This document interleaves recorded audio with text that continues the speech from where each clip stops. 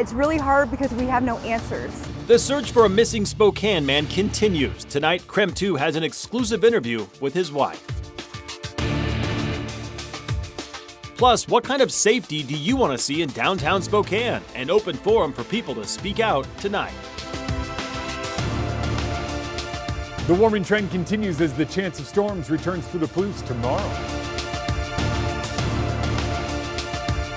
Joining us for KREM 2 News at 5 tonight, I'm Mark Hanrahan. Whitney has the evening off. We're going to kick things off with a look at the forecast because we have some nice days in our future. Let's get straight to Chief Meteorologist Jeremy Lagoud. Jeremy, we're talking 70s this weekend. I know, it's one of those ones where the forecast has taken a turn, or at least I've come to acknowledge that we are going to get into the 70s. I'm so scared of that number. So when it comes to forecasting it, I like to stay a little bit cautious. 62 right now with cloud cover. And that cloud cover, it's great. It's a sign of a little disturbance moving through. But look at our dew point of 33. Starting to bump up, but it's still very, very dry out there. And that very, very dry means that a lot of the moisture that's trying to fall isn't doing so. What do I mean? Let's zoom in. Let's talk about it because there's our disturbance and look at central Washington. A lot of that moisture that's popping up on radar is not really making it all the way down to the ground. So instead, it's just kind of doing the Virga thing with a couple of light raindrops. Most areas not getting a bulk of that activity. That kind of moves off to the north and moves out. What we are going to do is watch what happens early tomorrow. Watch this. A couple of stray light showers. See those kind of early in the day? Where those line up is likely going to be where our afternoon thunderstorms line up. Right now, models take it a little bit farther north. I think all of our atmospheric dynamics are kind of in deep southeast Washington. So think Palouse, south into the Lewis and Clark Valley. Blue Mountains get a bit of that activity. This is a pattern we see frequently this time of year. We're here in Spokane, we go, is it going to make it? Is it going to make it? And it likely doesn't. Saturday, Sunday, we turn the corner and warm up and sun up in a big way. 65 tomorrow, 70s both Saturday and Sunday, comfortably in the 70s, by the way. And those morning lows, pretty mild as well. All right, we'll certainly take it. Jeremy, thank you very much. In a KREM 2 News exclusive, the family of a missing Spokane man is pleading for help to find him. 62-year-old Robert Abbott has been missing since April 5th. KREM 2's Nathan Hyun joins us live outside Spokane's Public Safety Building. And Nathan, have police made any progress in the case?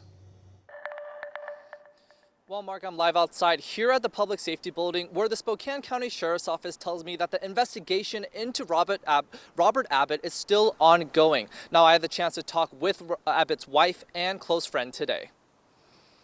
Robert Abbott's wife, Star, describes her husband as someone who always goes out of his way to help others. He's a good person. He helps everybody. Robert Abbott has been missing for almost a week. Star Abbott says she lives with her husband but was at her mother's home when Robert Abbott went missing. I didn't get out here till the following day and looked at the window and I noticed that the dogs didn't have any food. Star Abbott says when she came home, she found blood on the floor. I didn't even know that it was blood at first. I was questioning it and it was dry, whatever it was. Deputies say major crime detectives are processing evidence found at the scene of where Abbott is presumed to have gone missing. And the evidence was that they may have found a bullet fragment and maybe in the couch cushion and on the ground. Star Abbott says her husband's missing BMW was eventually found at a trailer park in Meade. He's like my brother. He's a very close friend. Deanna Ladding has known Robert Abbott for more than 20 years. For the past week, she's also helped Star in the search for her husband.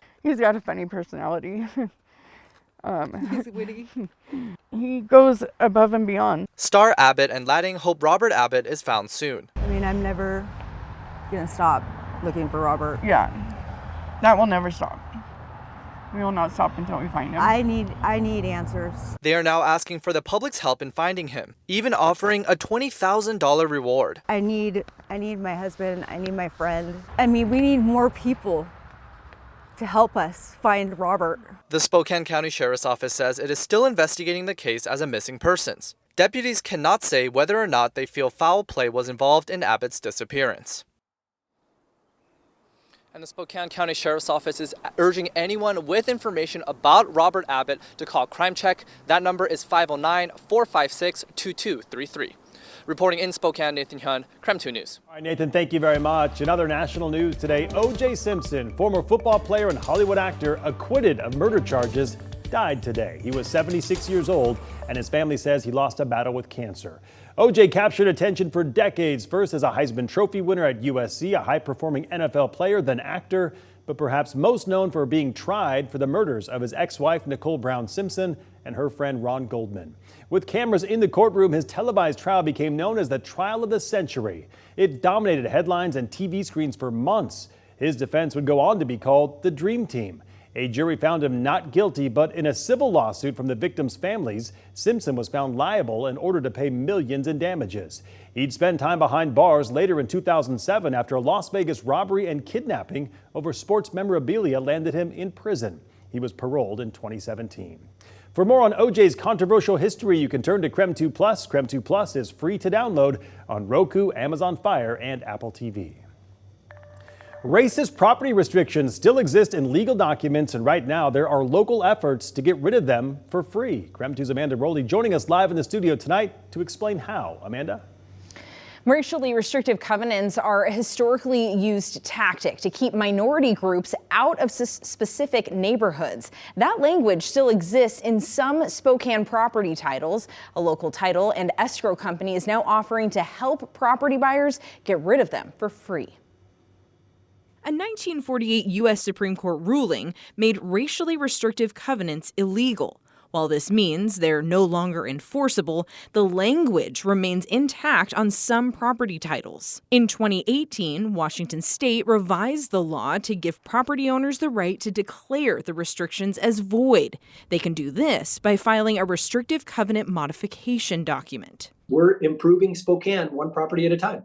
It's a process Vista Title and Escrow is helping property buyers navigate for free, something CEO Anthony Carollo is proud to be a part of. We're taking the opportunity to help the buyer declare these void and just take that stand to fix a past wrong. I think it's huge. To be clear, Carollo says the company can only offer this service to those in the process of buying a property. Our title officers are already examining the title. And they have an opportunity to find it. They can flag it in the file. We can send the home buyer a notice, and we can say, if you want to correct this, we'll prepare the document. Now, state law says the modification document legally strikes, but does not physically erase the void and illegal discriminatory provisions from the original document. I see this as an opportunity for us to make this piece of property better.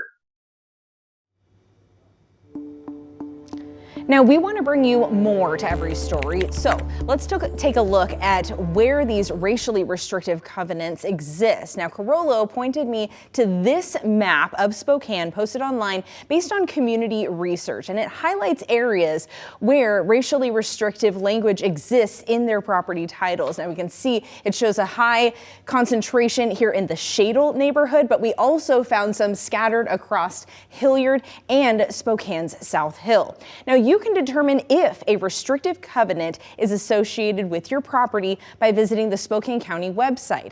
It says first check with land title records with the county auditor's office, which are free to view, but there are fees if you want to get copies. Now, another source is your owner's title insurance policy, which is usually issued upon the purchase of the property. Then the auditor's website walks you through the steps and information you need to record a restrictive covenant modification document. Now, the process of recording this modification document is completely free through the county auditor's office. We'll share a link to the Spokane map and the county instructions on KREM.com. Amanda Rowley, KREM 2.